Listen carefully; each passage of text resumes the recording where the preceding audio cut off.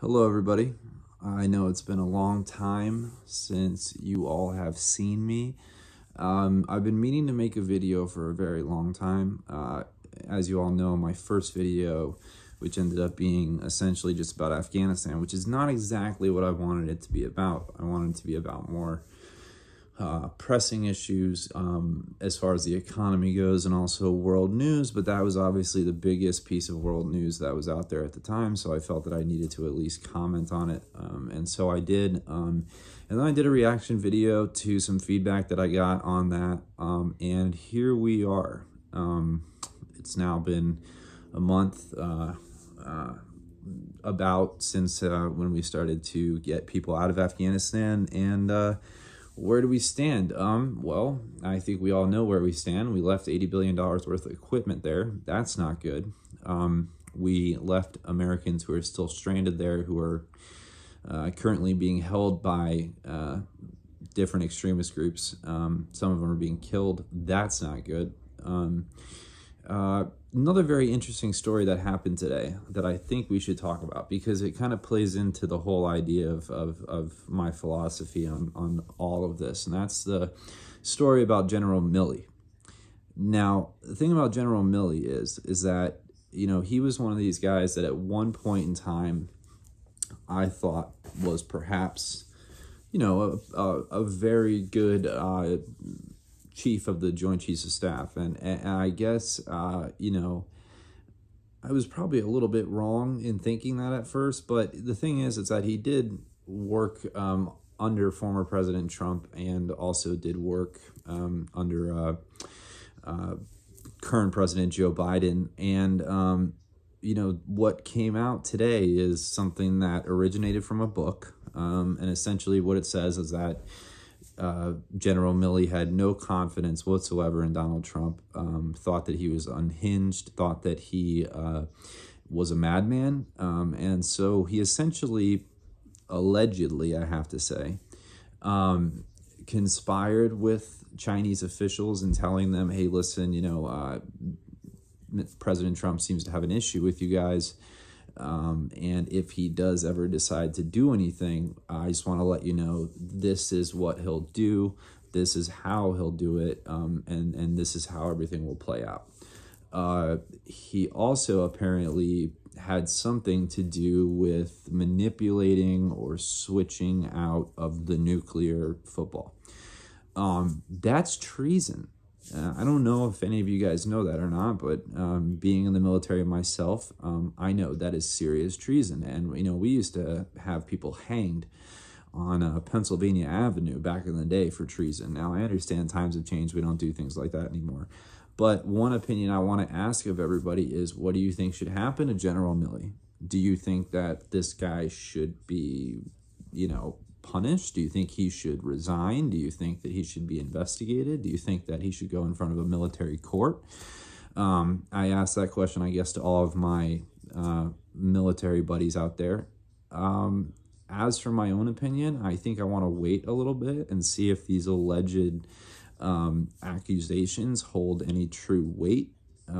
So yeah, I think I'll wait a little bit on that, but I would really like to hear from you, so please leave comments and tell me positive, negative, whatever. You can even tell me that I look like crap. I don't really care. Any kind of feedback is great. One thing that I noticed was that, you know, I designed this channel, and it was originally going to be a channel focused on finance and economics. And the reason why I did that is because I realized that a lot of Americans do not have basic financial knowledge, meaning budgeting, knowing how to handle their investment accounts when they get a job and receive benefits, a 401k, an IRA, knowing basic knowledge, like, you know, balancing a checkbook, understanding credit, understanding how these things work, understanding their availability to their funds, capital gains tax, etc., etc., etc. And while all of that is real interesting for me, I realize that it's not very interesting for everybody else. So what I would like to do is, if you're listening to this video and you have a question in regards to any of those financial subjects, please let me know. Please either contact me, leave a comment, contact me on Facebook, contact me on Instagram, whatever you have to do, just get a hold of me and let me know which subjects you'd like to cover. Real quick, just in world news, what I see happening with the economy is right now, we've already seen a 12.9% drop in the housing market, which is very scary. I do know that back in 2007, there were certain things that mortgage brokers were doing. And what they were doing is they were essentially taking a subprime mortgage. Imagine it as like a pizza. And what they did was that subprime mortgage pizza had a value of, let's say, $500,000. What they did was they cut that pizza into 10 slices. They would then sell a slice to 10 different people, but for the entire price of the pizza. So these 10 people thought that they had the backing of a $500,000 subprime mortgage. That turns out that that was not the case. And they did this because they were trying to make more money by being able to give houses to those who had little to no credit or bad credit. Well, as we know, what happened was it was essentially a domino effect, caused the housing bubble to collapse. And what happened was the centralized banking system, they raised the interest rate. And when you do that and people's mortgage rates go up, they can't afford that. And so they default. And instead of just one subprime mortgage deal defaulting and losing that $500,000, you multiply it by 10. Because they were doing sneaky things and they were cutting these things up. Now, when regulations were handed down by President Obama in 2009, none of them were put down to put an end to this type of unethical business, I guess you could say. So this practice still goes on to this day. And it's something that has always concerned me. I've had people ask me privately when I believe the housing market would pop. I said 2021 in 2018. Obviously, I don't think I'm correct on that. I think it might be probably early 22, maybe mid 22. However, there are a lot of alarming signals that are taking place. Number one, major financial firm buying $50 million worth of gold. Bonds doing extremely well. People stocking up on hard assets. Companies dumping funds, securities. It's just, it's very scary. And then with the 12.9% of the housing market being down already, which that was 3 weeks ago. So I'm sure it's probably even more now. And that's terrifying because that's the first sign of trouble to come. So if you have a house and you're looking to sell, or if you have a house and you pay an outrageous amount of money for your mortgage and you're looking to sell, I would say now is definitely the time to do that. So besides the finance news, I realize that can be very boring and analytical, and a lot of people don't like that. So let's talk about stuff that's going on in America. One of the big things that happened over the last couple of days was Alexandria Ocasio-Cortez showing up to the Met Gala in a dress that said "tax the rich." Now, a lot of people have a problem with this. Now, allegedly, the amount of money that was spent for her attendance was $300,000. So I guess what people are struggling with is if you're somebody who is a voice for, the people who suffer economically, live in poverty-stricken areas, things like that, why would you ever show up at the Met Gala? And also, why would you ever show up in a $30,000 dress? That's more than most people make in a year. I think that there's definitely hypocrisy there. I think that lines can be drawn on both sides of the table. Again, I'm apolitical. I don't take sides. I just kind of look at everything holistically, and then I make my decisions based off that. So if I had to say something about that, I would say that's a real bad move on her part. That was not smart. When she's coming up for re-election, I know that whoever her opponent is, they're going to use that against her. And so that's, I guess, I'm kind of really just flabbergasted by the fact that she decided to do that. It just doesn't make any sense. It's almost like she's saying tax the rich, but, you know, wait till I'm rich. And so it's bizarre, and I don't really know how that's going to play out. I know a lot of people think it might be unethical, illegal, perhaps, if she used campaign funds to purchase that ticket, which that would be illegal.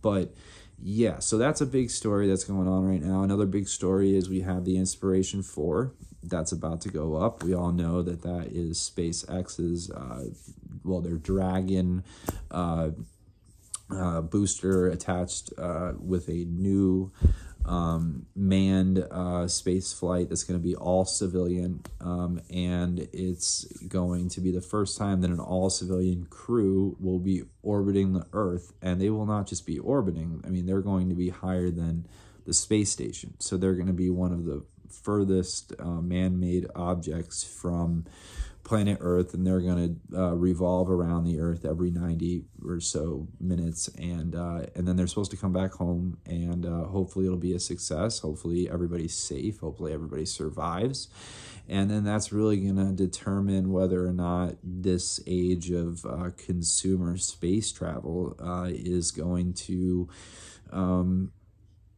be something that people look forward to or want to do or are willing to put the money down to do. I know it's going to be extremely expensive when it starts out, but hopefully over time, you know, the price may go down, it may lower, and you know, we'll see what happens. I wish them the best of luck on the launch.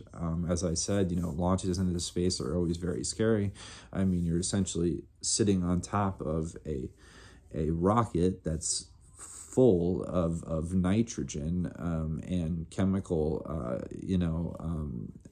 chemical solutions that cause a massive explosion that shoots you up into space, defeating the Earth's gravity, at Mach 22, Mach 17, they say. But, you know, once you get up there and you're orbiting, you're usually around Mach 17 to Mach 22. So that's, it's scary, you know, but I hope everything goes well for them. As far as other news, we had Machine Gun Kelly and Conor McGregor get into an altercation at the VMAs. That was pretty funny, actually, I have to admit. Honestly, I don't know why it happened. They say that Conor asked Machine Gun Kelly for a picture, and he said no, and Conor took offense to that. Drinks were thrown, punches were attempted. I don't think anybody landed any. MGK seemed really despondent. He just kind of was staring around, like, not responding, so it was a little weird, but that was pretty funny. Trying to think of what else happened. You know, I'd like to keep the message somewhat engaging in terms of positive things and not negative things, but we do have this Delta variant that's ripping through the country. Now, I have no position on vaccination or not vaccination. I believe that if you think you want to get a vaccine, if you think you need a vaccine, then go ahead and get one. If you are somebody who believes that you don't need one or don't want one, I still believe that, you know, it's your choice, just as I believe it's a woman's choice to make a decision on whether or not she wants to have a child. So I think that if men are going to tell women that, you know, they don't have a right to choose what they do with their body, then how can we look ourselves in the face and say, well, you don't have a right to tell me whether or not to put a needle in my arm? I mean, it's hypocrisy, really. So that's about it for today. I wanted to make a longer video, but as you can see, we're already at 14 minutes, and so I want to get a lot of engagement. So what I'm going to do is I'm going to edit the video quickly. I'll get it uploaded by 3 p.m. Eastern Standard Time today, and then I just look forward to hearing from you guys. You know, if you like what you hear, please subscribe, like the channel, and by all means, like, dislike, comment, react, do whatever it is that you want to do. And if you have questions, concerns, things you'd like to ask me, things you'd like me to address in other videos, please let me know, and I'd be more than happy to do that for you.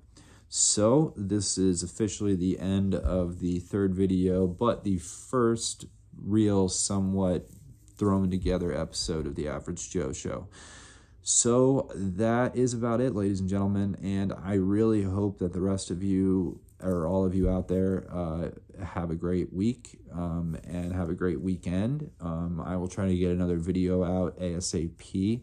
I look forward to hearing from all you guys. And also another thing too is, if you don't mind, please share whatever things that happen in pop culture, world news, financial news, politics, whatever it is, that you observe that I missed, because there's always room to improve, and I want to make these videos as fun as possible for everyone. So please, by all means, let me know.